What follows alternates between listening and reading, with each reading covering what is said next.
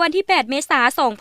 2026 นี้สหายเงวียนมิงเติมเอกอัครราชทูตวิสามันผู้มีอำนาจเต็มแห่งสาธารณรัฐสังคมนิยมเวียดนามประจำสาธารณรัฐประชาธิปไตยปาซาสุลาวและสหายพันเอกพิเศษฟานหิวทังหัวหน้าห้องการที่ปรึกษาทูตป้องกันชาติแห่งสาธารณรัฐสังคมนิยมเวียดนามประจำลาวพร้อมด้วยคณะได้เข้าอวยพรคณะนำกระทรวงป้องกันประเทศ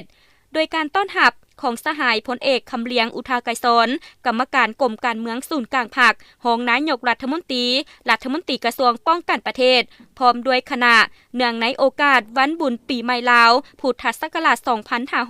2569 สหายเงวียนมิงเติมได้ตั้งหน้าให้คณะแสดงความยื้อยามถามข่าวพร้อมทั้งอวยพรไซอันประเสริฐมายังคณะนำกระทรวงป้องกันประเทศพร้อมด้วยคณะจงมีสุขภาพแข็งแรงมีความผาสุกและมีผลสำเร็จในหน้าที่เวียกงานพร้อมการเฉลิมฉลองบุญปีใหม่ลาวพุทธศักราช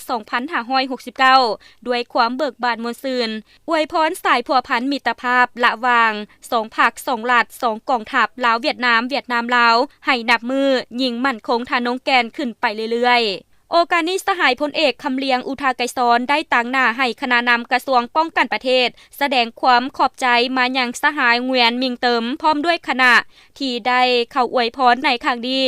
พร้อมทั้งอวยพรไซอันประเสริฐให้สหายพร้อมด้วยคณะจงมีสุขภาพแข็งแรง